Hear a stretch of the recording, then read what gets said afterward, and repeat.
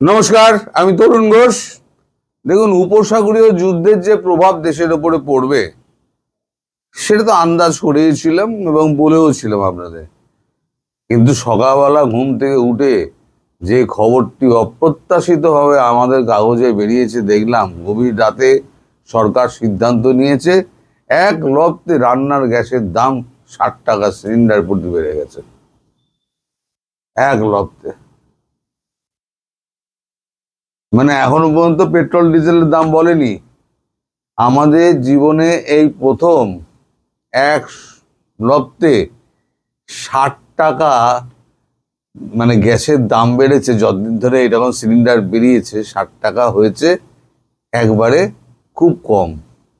20 টাকা বেড়েছে, 30 টাকা বেড়েছে, কখনো কখনো 25 টাকা বেড়েছে, কিন্তু 60 টাকা।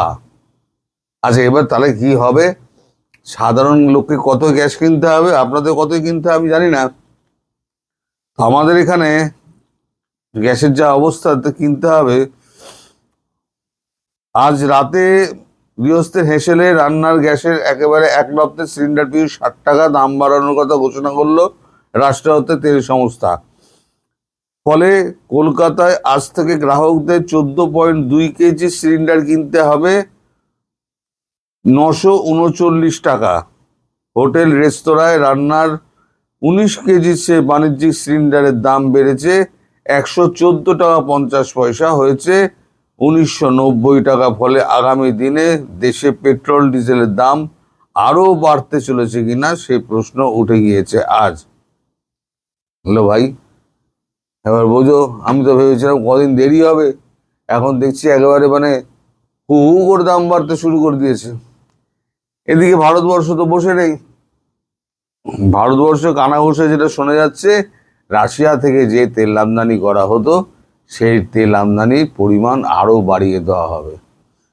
এখন আমাদের এই যে গায়ে মানে না আপনি মোড়ল যে আছেন না, মালিক, সে মালিক তো বলে বেড়াচ্ছেন তিনি নাকি ভারতবর্ষকে 1 মাস সময় দিয়েছেন। আরে ওনার সময় কে চেয়েছে? উনি তো 500% তো ট্যারিফ চাপিয়েছিলেন রাশিয়া থেকে তেল আনার ব্যাপারে। তা রাশিয়া ভারত কি তেল আনা বন্ধ করেছিল? ভারত তেল আনা বন্ধ করেনি। তো ওনার ওই 1 মাস সময় দেওয়া কি না দেওয়া তাতে কি আসে যায়? কিন্তু রাশিয়ার একটা বক্তব্য এখানে আজ আনন্দবাজার দিয়েছে, সেটা বড় মজার।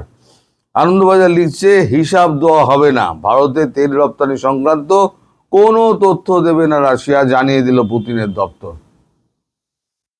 একবার পরিষ্কার জানিয়ে দিয়েছে কাউকে জানাবে না কত তেল ভারতকে সাপ্লাই করা হচ্ছে, তার একটা তথ্য কাউকে দেওয়া হবে না। আচ্ছা, কি লেখা হচ্ছে? কত রপ্তানি হচ্ছে সে সংক্রান্ত কোনো তথ্য প্রকাশ্যে আনা হবে না। শুক্রবার ক্রেমলিনের তরফে সরাসরি একথা জানিয়ে দেওয়া হয়েছে। পাশাপাশি রুশ প্রেসিডেন্ট ভ্লাদিমির পুতিনের মুখপাত্র দিমিত্রি পেসকভের শেষাত্মক মন্তব্য, আমরা অতি অশুভ অশুভ আকাঙ্ক্ষাকারীদের থেকে বা তেল রপ্তানি যারা চায় না তাদের কাছে গোপন রাখবই তথ্য।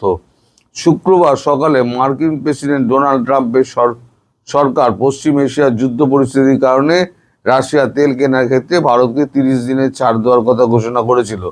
মার্কিন অর্থ সচিব স্কট বেসেন্ট সেই ঘোষণা করেছিলেন, তবে আমাদের একটি শর্ত রয়েছে, এই ছাড় কেবলমাত্র সমুদ্রপথে আটকে থাকা তেলের ট্যাঙ্কার বা জাহাজের ক্ষেত্রেই প্রযোজ্য হবে। মানে স্কট বেসেন্ট যেটা বলেছেন। বেসেন্টের এই ঘোষণা কয়েক ঘন্টার মধ্যেই ক্রেমলিনের মুখপাত্র পেসকভ ভারতের তেল রপ্তানির হিসাব না দেওয়ার কথা ঘোষণা করে দিলেন। টরেটক্কা চলছে, বুঝলেন, টরেটক্কা চলছে। আরে এই যে স্কট বেসেন্ট আছে না, তো নিজের দেশের হিসেব দেখ, যে হারে মানে ইউএস ট্রেজারি বন্ড যেভাবে বিক্রি হচ্ছে, কদিন বাদে ইউএস গাড্ডায় চলে যাবে, মায়ের ভোগে চলে যাবে ইউএস। আজকে বলে রেখে দিলাম, যত দেশ আছে না ইউএস বন্ড কিনে রেখে দিয়েছিল, তারা এই উপসাগরীয় যুদ্ধে তারা দেখেছে যে ট্রাম্পের অবস্থা কিন্তু ক্রমশ খারাপ হবে, কোণঠাসা হচ্ছেন ট্রাম্প, ফলে ডলারের পতন নিশ্চিত। অতএব ট্রেজারি বন্ড এই মুহূর্তে হাত থেকে ছেড়ে দাও। যে যার দেশ থেকে ট্রেজারি বন্ড এখন বিক্রি করতে শুরু করে দিয়েছে কোনো দেশ ট্রেজারি বন্ড কিনছে না, স্কট বেসেন্ট সেগুলো ঘোষণা না করে উনি উল্টো দিকে নজর ঘোরাবার চেষ্টা করছেন। তো যাই হোক, অপরিশোধিত তেল সরবরাহ করতে সক্ষম বলে কয়েকটি সংবাদ মাধ্যমে বৃহস্পতিবার খবর প্রকাশিত হয়েছিল। মঙ্গলবার বৈঠকে সে সংক্রান্ত প্রশ্নের উত্তরে মন্তব্য করেন পেসকভ। বৃহস্পতিবার রাশিয়ার রাষ্ট্রায়ত্ত টিভি চ্যানেলে এই উপগ্রহ চিত্রটি প্রকাশ করা হয়েছে, যেখানে দেখা যায় আরব সাগর থেকে বঙ্গোপসাগরের দিকে ভারতের পূর্ব উপকূলে তৈল শোধনাগারগুলির অভিমুখে একাধিক ট্যাঙ্কার চলাচল করছে। এরপরই রাশিয়ার প্রধানমন্ত্রী আলেকজান্ডার নোভাক বলেন, আমরা ভারত চীনে অপরিশোধিত তেলের সরবরাহ বাড়াতে প্রস্তুত। যুদ্ধ পরিস্থিতিতে ইরানের হুমকির কারণে হরমুজ প্রণালী দিয়ে তেল পরিবহন বন্ধ হওয়ার চাপে পড়েছে পেট্রোলিয়াম পণ্য আমদানিকারক দেশগুলি। তাই রাশিয়া ভারতকে সাহায্যের হাত বাড়িয়ে দিতে চায় বলে জানিয়েছেন তিনি। কারণ ভারত প্রায় 40% আমদানি করে হরমুজ প্রণালী দিয়ে, সেই 40% এখন রাশিয়ায় সাপ্লাই করবে। অর্থাৎ যে 40% হরমুজ প্রণালী দিয়ে আসতো, সেই 40% যেটা তেল আসতে পারছে না বা আশঙ্কা দেখা দিয়েছে, সেটা এখন রাশিয়ায় দিয়ে দেবে। এখন সেটা কত ব্যারেল, কত লক্ষ, কত কোটি ব্যারেল, সেটা কিছু এখন রাশিয়া প্রকাশ করবে না, এটা পরিষ্কার জানিয়ে দেওয়া হয়েছে। এখন ভারত তো কোনো কথা বলে না, ভারত কথা না বললে কি হবে, রাশিয়া এটা পরিষ্কার জানিয়ে দিয়েছে। এবার আপনি একটুখানি ভেতরের দিকে দেখুন, আমাদের বিদেশের পাতায়, সেইখানে আমাদের দেশের কি অবস্থা। এই যদি আমাদের দেশের এই অবস্থা হয়, তাহলে পরে অন্যান্য দেশের কি অবস্থা হাল হবে, সেটা তো আমি পরিষ্কার বুঝতে পারছি। যেটা আমি আন্দাজ করছিলাম, সেটা এখন কিন্তু পরিষ্কার হয়ে যাচ্ছে।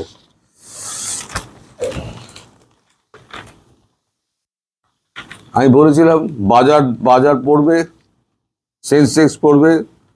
আচ্ছা, গ্যাসের দাম 60 টাকা বেড়েছে, সে তো আপনাদের তো দেখালাম, গ্যাসের দাম 60 টাকা বেড়েছে।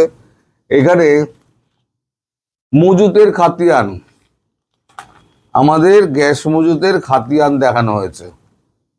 গ্যাস মজুতের খাতিয়ান কত হয়েছে আমি পড়ে শোনাচ্ছি। গ্যাস মজুতের খাতিয়ান, দেশে 25 দিনের অপরিশোধিত তেল মজুদ রয়েছে, অশোধিত তেল মজুদ রয়েছে দাবি তেল ও গ্যাস মন্ত্রক সূত্রের। আছে 25 দিনের পেট্রোল এবং ডিজেল, রান্নার গ্যাস, এলপিজি বা অন্য সামগ্রিক গ্যাস মজুদের হিসেব কয়েকদিন ধরে বলা যায় না, কতদিন ধরে বলা যাচ্ছে না।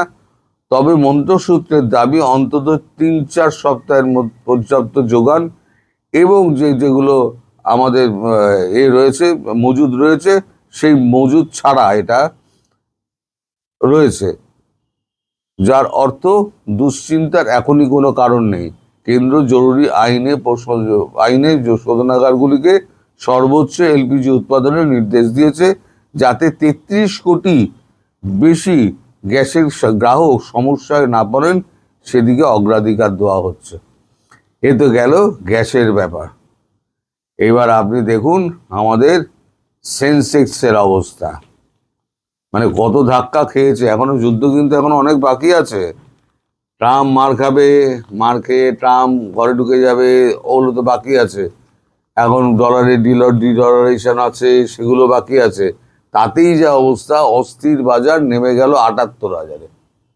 দেখুন, অস্থির বাজার নেমে গেল 78,000-এ।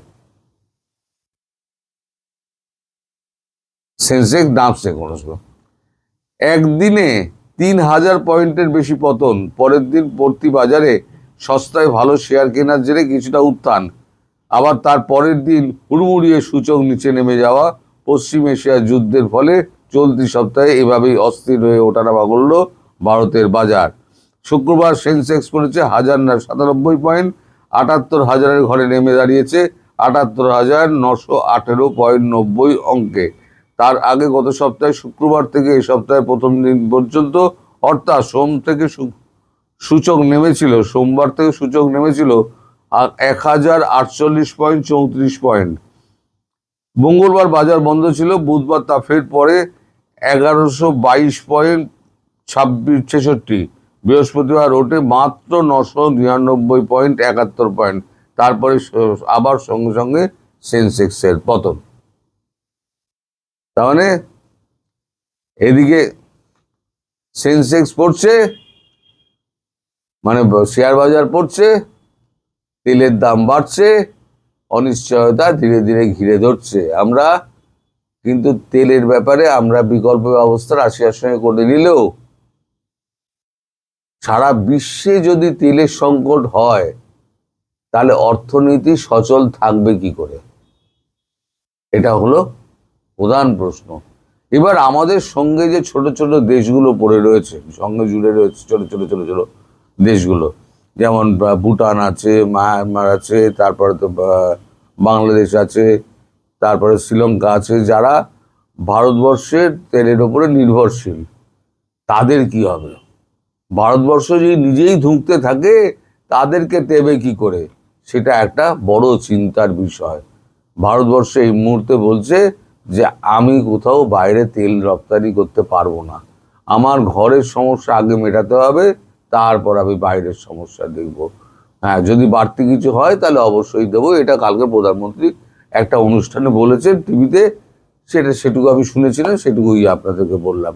সকালবেলা ঘুম থেকে উঠে চক্ষু চড়ক গাছ হয়ে গেছে মশাই, 60 টাকা করতে সিলিন্ডারে বেড়েছে, এই প্রথম আমার জীবনে দেখা। তো যাই হোক, দেখেই আমি খবরটা করতে চলে এলাম। সবাই ভালো থাকবেন, সুস্থ থাকবেন, সাবধানে থাকবেন। পরবর্তী ভিডিওর জন্য অপেক্ষা করবেন। নমস্কার।